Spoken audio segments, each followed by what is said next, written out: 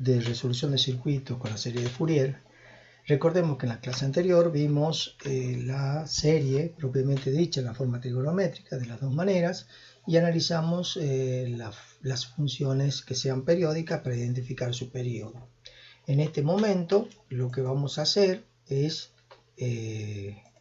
ver cuáles son los coeficientes de esa serie, cómo se calculan, ya que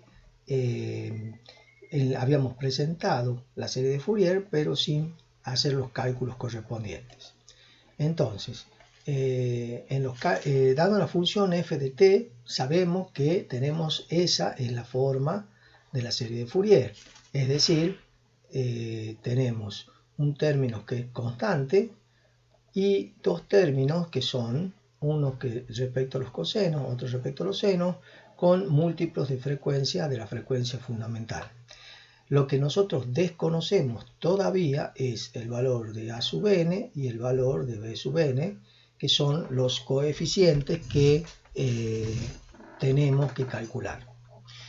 Entonces, para ello nos vamos a valer de la ortogonalidad de las funciones seno y coseno. Para ello vamos a multiplicar lo anterior por el coseno de n omega 0t, integramos en un periodo para obtener el factor, el coeficiente a sub n. Ese coeficiente claramente vemos que está puesto como la integral en un periodo de f de t por coseno de n omega 0t, donde f de t es la función que yo le estoy calculando a la serie de Fourier, multiplicado por 2 sobre t. Para b sub n hacemos la misma operación, nada más que multiplicando por seno de n omega 0t, y para el valor a sub 0 es calcular directamente el valor medio. Como ustedes ven, ya habíamos dicho que una función, si tiene valor medio 0, su componente a sub 0 o el coeficiente de continua va a ser 0. Claramente el intervalo de integración no tiene que ser simétrico respecto al origen, lo único que tiene que cumplirse es que sea un periodo completo. Veamos un ejemplo. Supongan ustedes que tenemos esta función cuadrada donde tenemos el valor de 1 como valor máximo de esta función cuadrada y este sería el periodo de la función cuadrada. Entonces definimos que esa función es igual a menos 1 para t menos t sobre 2 a 0 y 1 desde 0 a t sobre 2. Queremos averiguar la serie de Fourier, por lo tanto vamos a tener que averiguar los valores de los coeficientes. Entonces el coeficiente a sub n, tal como lo vimos anteriormente, se calcula como 2 sobre t por la integral de f de t coseno de n omega 0t de t. Reemplazamos f de t por el valor menos 1 en el periodo menos t sobre 2 y 0 y por el valor 1 entre 0 y t sobre 2. Trabajamos con las integrales, particularizamos para los límites de integración y nos da casualmente que el valor de a sub n es 0. Es decir, no tiene coeficiente a sub n, por lo tanto no va a tener términos cosenos. Si calculamos el coeficiente a sub 0 y viendo la función que bien vemos que no tiene valor medio, claramente cuando hacemos el cálculo también nos sale que el valor es igual a 0. Y para calcular los coeficientes b sub n correspondientes a los senos, vemos claramente que si aplicamos la expresión de b sub n como la integral de f de t por el seno de n omega 0t, particularizando para menos 1 y 1, que son los valores entre menos t sobre 2 y 0 y de 0 y t sobre 2, reemplazando esos valores conseguimos esta solución para b sub n. Entonces para b sub n vemos que tenemos 2 sobre n pi por un factor que es 1 menos 1 a la n. Este factor va a tener un valor distinto para términos pares que para términos impares, porque si n es par, entonces menos 1 en cualquier término par va a ser 1 y todo ese valor va a ser 0, por lo tanto b sub n va a ser 0. Mientras que si n es impar,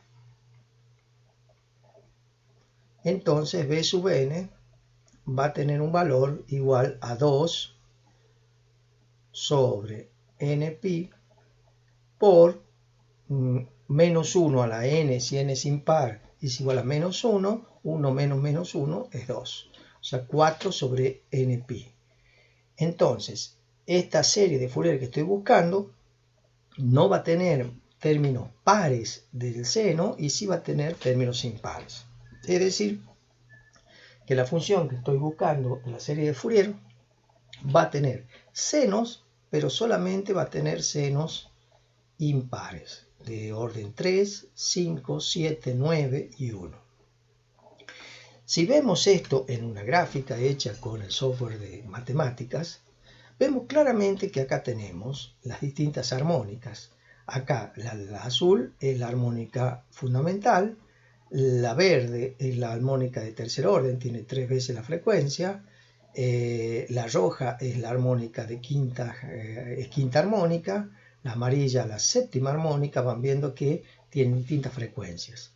Si ustedes suman gráficamente esas armónicas, lo que va a dar como resultado es esta onda de color negro, que si ustedes ven, va aproximándose a la forma de onda de la onda cuadrada que yo quiero representar.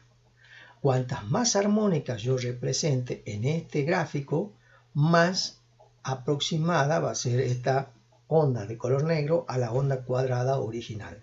Aquí se demuestra claramente que una onda cuadrada puede ser decompuesta en n funciones senoidales de frecuencias distintas. Como ejemplo, les dejo que encuentren la serie de Fourier de esta señal, que es una señal rectificada en media onda de periodo 2pi, para que practiquen el tema de obtener los parámetros de, los coeficientes. Veamos ahora el concepto de convergencia y condición de existencia. Este es un detalle que seguramente lo van a ver con mucho más énfasis en la asignatura señales, pero nosotros vamos a hacer un repaso rápido de lo que significa convergencia y condición de existencia. Para obtener la serie de Fourier que emplean esas integrales que acabamos de usar, muchas veces esas integrales pueden ser divergentes, es decir, que tienden a infinito. Y puede ser también que la serie de Fourier misma no converja. Entonces, las funciones continuas no presentan problema de convergencia, y esto también es cierto para algunas señales con discontinuidades.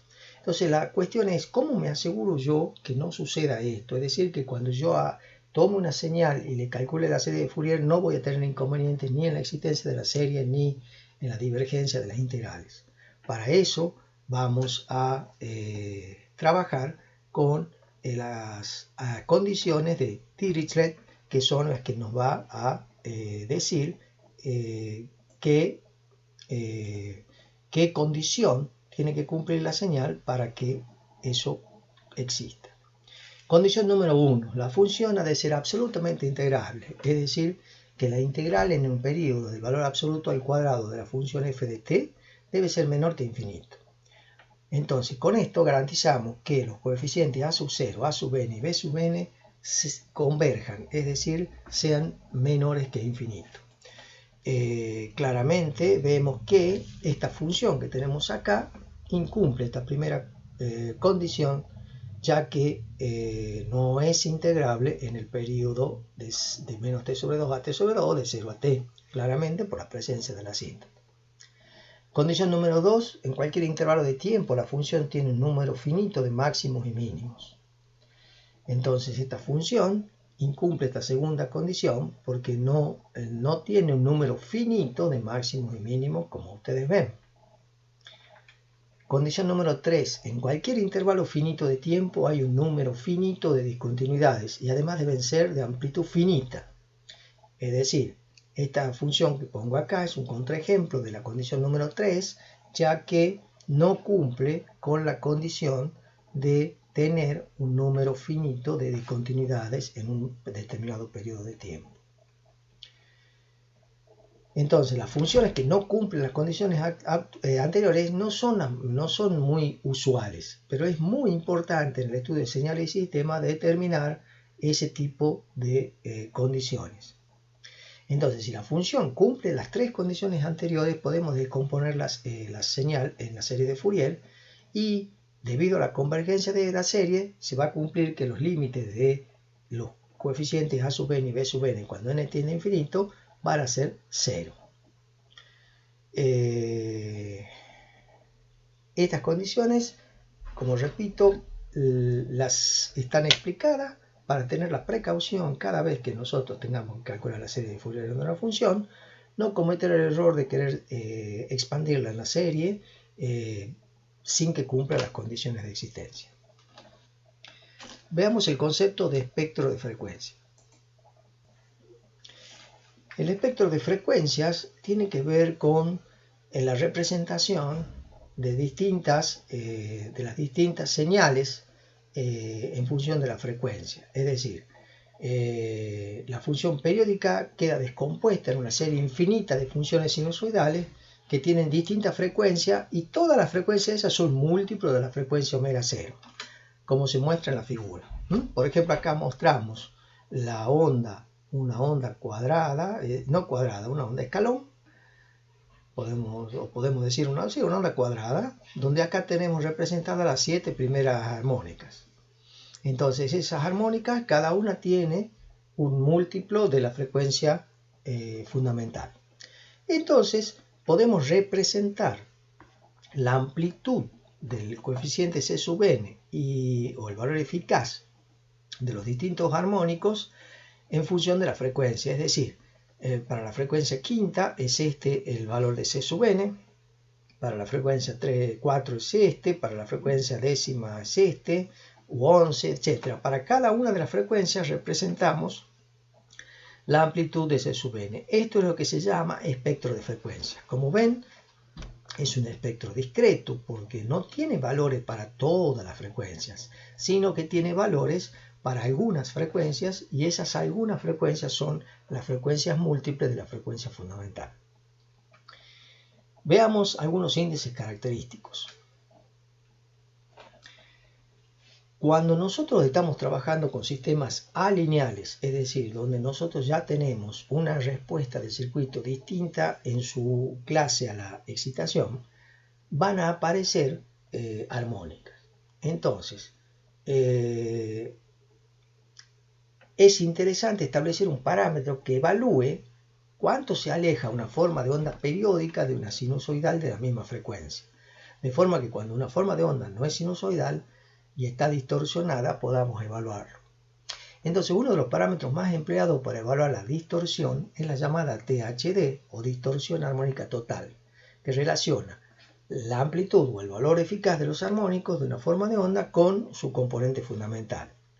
Entonces tenemos tasa de distorsión armónica total o THD, que esto es muy importante porque incluso los analizadores de redes modernos, los instrumentos modernos, cuando están midiendo en sistemas, que actualmente todos los sistemas que tenemos trabajando son alineales con un gran contenido de armónicas, uno de los parámetros que nos da como resultado el analizador de red es el THD.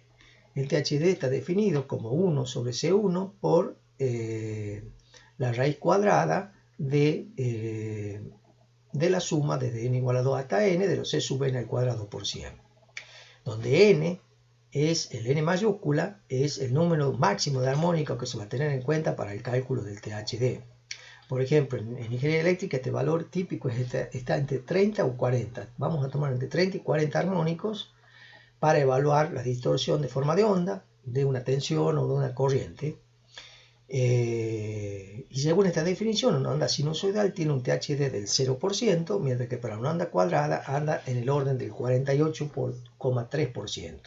Es decir, ¿por qué la sinusoidal tiene un valor de 0? Porque no tiene distorsión armónica. Mientras que la onda cuadrada, al tener una determinada cantidad de armónicos, el THD da de 48,3. Después tenemos la tasa de distorsión armónica HD. La tasa de distorsión también se puede dar en forma individual para cada armónico. Entonces podemos decir que esa tasa de cada armónico, del armónico n, es el cociente de los coeficientes Cn respecto al C fundamental por 100. Y posteriormente podemos también definir otro factor que es el factor de cresta, que está definido como el valor de pico de la función respecto al valor eficaz, que en el caso de una onda sinusoidal ya sabemos que es raíz de 2, y en el caso de las ondas que tienen armónicas se lo calcula de esta manera. Vamos a hablar un poco de la serie finita, una aproximación al tema. Cuando nosotros descomponemos la serie de Fourier de una función periódica, aparece una sumatoria de un número infinito de elementos. Entonces, en este apartado vamos a ponderar cada uno de ellos para que el estudio se limite a un número finito de componentes armónicas, es decir, vamos a truncar la serie. Entonces, vamos a ver rápidamente cómo es el comportamiento de esa serie cuando queda truncada.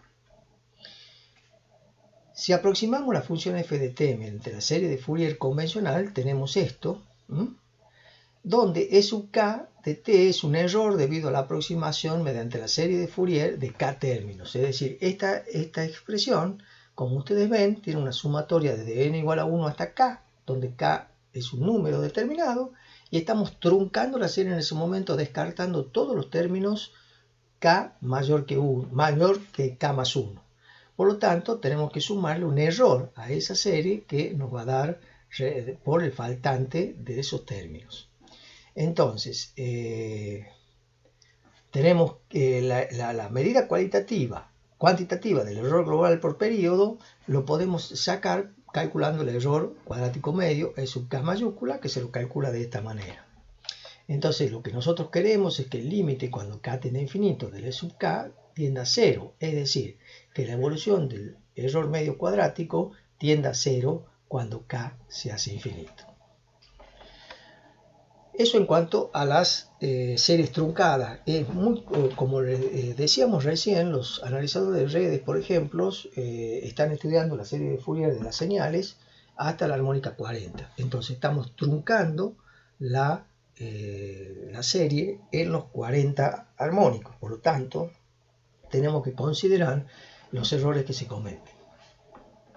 Ahora vamos a hablar del fenómeno de Gibbs. Un fenómeno interesante que hay que tenerlo en cuenta cuando trabajamos en la profesión. Si nosotros tenemos una función de f de t trunca y queremos aproximar en una suma finita de senos y cosenos, es natural pensar que a medida que agreguemos más armónica, la sumatoria obviamente se va a aproximar a f de t. Esto se va a cumplir excepto en las discontinuidades de f de t, en donde el error de la suma finita no tiende a 0 a medida que agregamos armónicos. Fíjense ustedes, nosotros acá tenemos una onda azul, que es una onda cuadrada, y acá tenemos la primera armónica, la armónica fundamental. Supongan ustedes que ahora ponemos 3 armónicos, la fundamental y la tercera. Van viendo que la suma se va aproximando a la cuadrada. Sumamos las 5 armónicas, las 7 armónicas, 13 armónicas. Van viendo que la suma de 13 armónicas ya va tomando bastante bien la forma de la onda azul. Nos vamos a 50 armónicas. Ven ya que prácticamente tenemos la representación de la onda cuadrada. Con 100 armónicas tenemos ya la onda cuadrada. Ahora bien, ¿cuál es el problema con tener casi la onda cuadrada? Fíjense que lo único que no es superado es el problema en las discontinuidades. ¿Ven? En la parte esta he logrado prácticamente conseguir la constancia de la onda cuadrada, pero en la discontinuidad estamos todavía teniendo problemas a pesar de estar considerando 100 armónicos. Entonces, cuando una función tiene una discontinuidad, entonces no importa cuántos términos se quieran emplear, siempre se va a producir este fenómeno que se llama fenómeno de Gibbs. este fenómeno lo que dice que siempre va a haber un error considerable en la velocidad de la discontinuidad, no importa cuántos términos se quieran emplear, siempre va a suceder eso. A eso se le llama fenómeno de Gibbs. Entonces, para una discontinuidad de altura unidad se obtiene una sobreoscilación del orden del 1,09, quiere decir que en este sector tenemos una sobreoscilación de aproximadamente el 9% de lo que tenemos ahí como representación. Entonces, la energía asociada a esta sobreoscilación, que es el error cuadrático medio, a medida que vamos subiendo los armónicos se va haciendo cero. Entonces, si se están estudiando, por ejemplo, sistemas lineales, la escasa energía que hay en la sobreoscilación muy difícilmente va a quedar reflejada en la respuesta del sistema. Lo que quiero que quede claro es que este fenómeno va a quedar siempre presente en señales que tengan discontinuidades. Muchas gracias, nos vemos en la próxima clase.